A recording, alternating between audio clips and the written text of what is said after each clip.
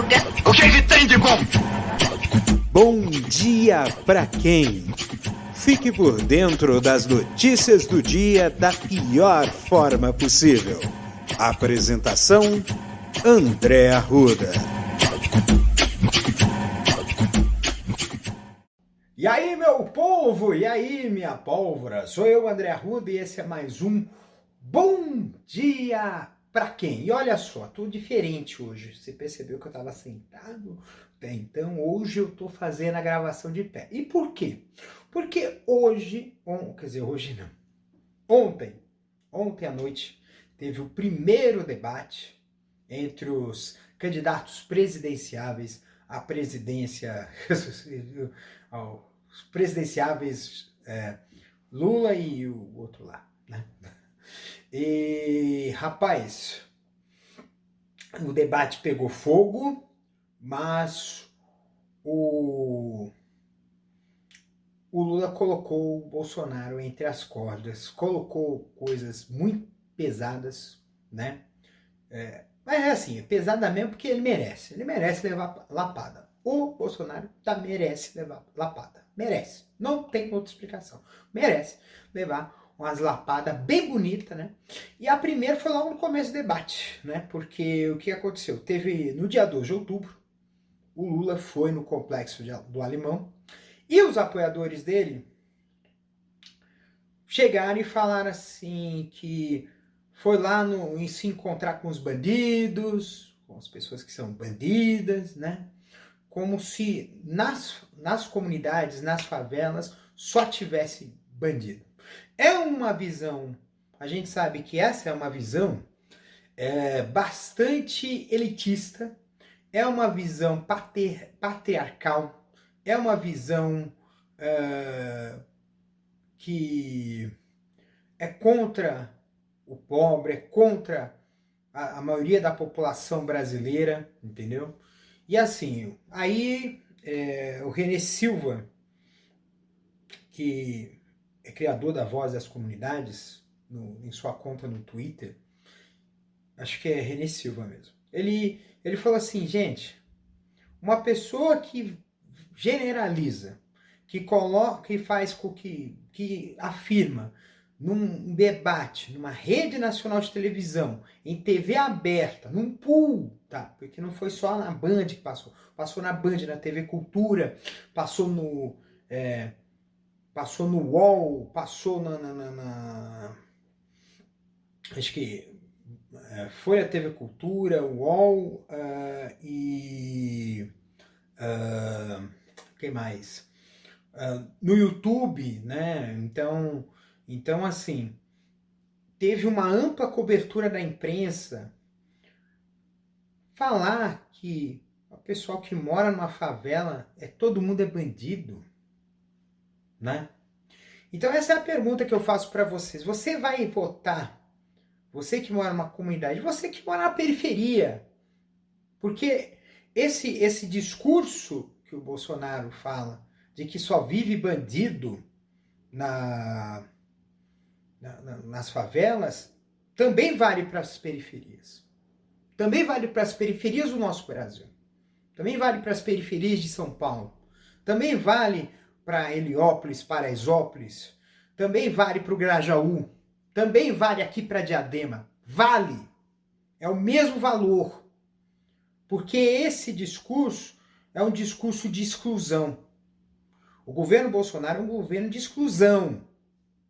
Então a gente não pode permitir que a gente vá votar em alguém que quer deixar a gente de fora das políticas públicas, de fora do seu governo, né?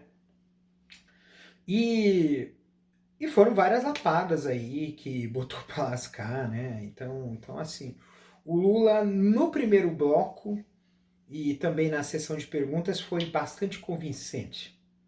E isso para o pessoal que realmente está prestando atenção nessa questão de política, está em dúvida e vai fazer aí a sua escolha, está em dúvida em quem vai votar para presidente, e quem aqui em São Paulo, quem vai votar para governador, Tá aí uma dica. Reveja o debate da TV Bandeirantes entre o Tarcísio e o Haddad. E reveja esse debate que acabou de acontecer, que aconteceu aí entre Lula e Bolsonaro.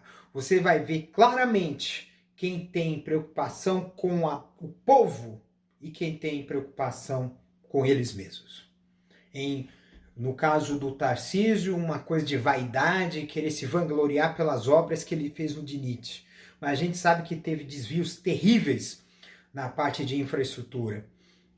Sobretudo no DINIT, né? Na verdade, ele foi ministro da infraestrutura, mas ele era responsável pelo DINIT e o DINIT teve desvios de verbas. Então, ele não pode falar nada, Tarcísio. Não pode.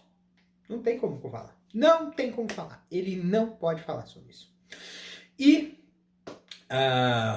o terceiro bloco foi o Bolsonaro partiu para o ataque e o Lula teve um problema muito sério com o gerenciamento de tempo. Ele teve que responder aos ataques de Bolsonaro e isso tomou bastante tempo. O Lula terminou, porque é 15 contra 15 e os candidatos podem usar livremente. O Lula estourou o tempo dele e ficou ainda 5 minutos com o Bolsonaro falando. Só que o Bolsonaro é uma figura que, assim, ele não sabe discursar. Ele não sabe discursar. E, além de ele não saber discursar, ele não consegue prolongar a sua retórica sem debater com alguém. Isso está claro. Olha o Super Pop, olha olha o Super Pop, olha o CQC, olha os escândalos que ele provocou. Ele consegue conduzir uma live sozinho? Não, ele tem que ter alguém do lado. Quase sempre ele tem que ter alguém do lado para poder fazer a live junto com ele. Tanto é que, assim, o negócio do podcast dele, que ele falou que sentiu um clima com uma adolescente de 14 anos venezuelana, pegou mal pra cacete. Ele teve que fazer uma live a 1h da manhã, de sábado para domingo. Então, assim, o problema é essa questão da retórica. Então, ele não consegue conversar. Quer dizer, ele não consegue fazer um discurso. Ele não consegue fazer discurso de improviso. Uma coisa que talvez você tenha reparado, se você prestou atenção no debate, quase o tempo todo o Bolsonaro estava com algum papel na mão. O Lula fez pesquisas, consultou alguma coisa das anotações dele no púlpito, mas quase todas as vezes que ele ia falar, ele falava de improviso com pleno domínio do que ele estava dizendo. Entendeu? E aí o que aconteceu? Sobrou esses 5 minutos. Ele resolveu falar a baboseira de sempre. Venezuela, não sei o que, não sei lá das quantas, não sei lá das quantas. O mesmo discurso que ele fala pro cercadinho dele. Então, se é o mesmo discurso, o que vai acontecer? É óbvio. Ele tá jogando para sua plateia. Ele não tá querendo conquistar votos. Há muito tempo que eu já estava observando, eu já comentei com alguns colegas. Bolsonaro não tá mais fazendo campanha para se reeleger presidente do Brasil. Ele não está. Ele está fazendo campanha para manter o seu capital político. Porque ele sabe que vai perder.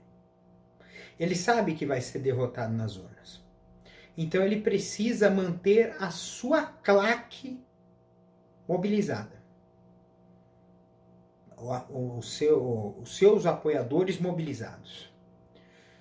Só que assim, coisas que o pessoal observou que Lula poderia ter colocado. Ele poderia ter colocado o ataque dos bolsonaristas em Aparecida?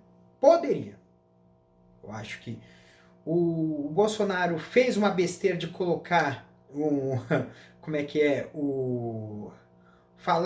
ele mesmo falar desse negócio da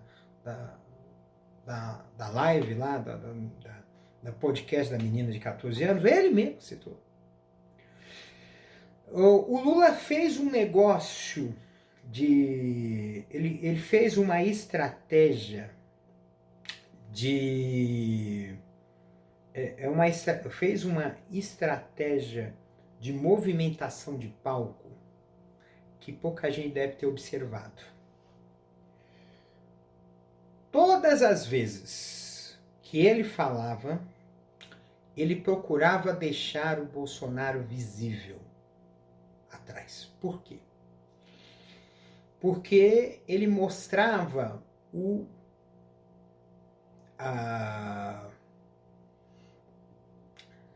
ele mostrava aí como é que ele era atrás das câmeras. Entendeu? Como é que ele era nos bastidores. Então, isso que ele fez foi um negócio, uma jogada que eu esqueci o nome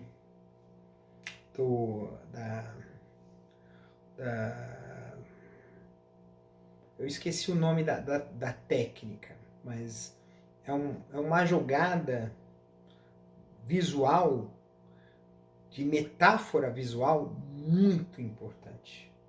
Muito bem colocada. Porque ele simplesmente desmascara. Porque o Bolsonaro, na frente da câmera, na frente da live, na frente do discurso, que é um discurso lido, é uma pessoa. Fora disso, é outro. Teve um outro ponto teve um outro ponto que eu acho que é importante também a gente ressaltar. Teve um momento que o Lula falou assim, de todas as vezes todo esse tempo que você foi deputado, em nenhum momento você me criticou. Entendeu? Então, e deixou o Bolsonaro ficou visivelmente irritado com isso. Por quê? Porque ele não tinha como argumentar. Entendeu? Então, esses pontos do debate foram pontos que, assim, podem ser bem utilizados aí para a campanha do Lula, e o Bolsonaro não vai ter muito o que usar, a não ser a mesma retórica que ele faz para a claque, para os apoiadores. Só que, assim, a gente está vendo, as pesquisas, elas estão vendo que o voto está cada vez mais consolidado. E esse voto cada vez mais consolidado, a não ser que aconteça um desastre, pode sim levar o Lula à presidência do Brasil em 2023. Vejamos. Vamos ver aí se as coisas vão correr de maneira, e com essa eleição se não vai acontecer nenhuma tentativa de golpe ou de separatismo ou de divisão do Brasil. Porque é uma das coisas que eu mais temo Bolsonaro tentar golpear e dividir o Brasil. Gerar movimentos de independência, de divisão do nosso país. Vamos ver como é que vai ser. Tá? Bem, segunda-feira, né? Segunda-feira, mais uma semana se inicia. O que eu digo para vocês é que a gente precisa fazer essas construções, né? Fazer essas mudanças, né? Para as nossas vidas. Eu lembrei que, assim, eu tô nessa questão de mídia social, assim, muito por conta dessa questão política que está acontecendo. Mas assim, eu conversei com um amigo meu que ele fez uma espécie de detox digital. Ele simplesmente aproveitou que estava sem o telefone e se desconectou das redes sociais, das mídias sociais. Desconectou, total. Então essa desconexão, ela já muda um pouco o nosso parâmetro, muda um pouco a nossa questão de visão de vida. Porque a gente precisa realmente fazer isso. A gente precisa fazer, às vezes, essa descompressão. Porque nós estamos comprimidos. É tudo em cima da gente, todo o tempo. E aí a gente precisa descomprimir. Alguns hábitos a gente precisa deixar de lado. A gente precisa fazer as coisas do jeito melhor. E isso vai fazer com que a gente possa ter uma vida mais tranquila, ter mais tempo para coisas que vão nos agregar mais. Porque a gente está percebendo que, eu falo isso porque eu conheço mídias sociais há mais de 17 anos. Eu fui um dos pioneiros do Orkut em 2005. E antes disso eu já conhecia sala de bate-papo, mensageiros instantâneos e a gente sabe como isso, páginas de internet, a gente sabe que tudo isso ele gera um processo que é muito viciante, que a gente fica preso à rede, fica preso à mídia social, a gente fica preso. E aí a gente vai precisar fazer essa descompressão. Então é isso, gente. Então um beijo no coração de vocês, cuidem-se, tá? E até amanhã, terça-feira, vai terçar no Tersol. É isso aí, gente. Beijo.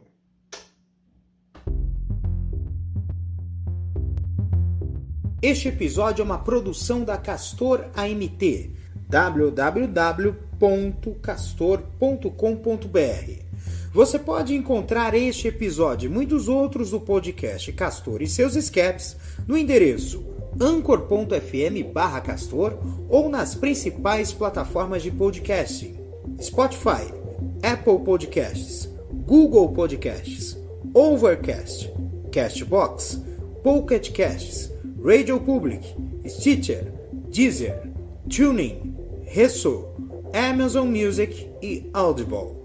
Siga o podcast nas mídias sociais. Os endereços estão na descrição deste episódio.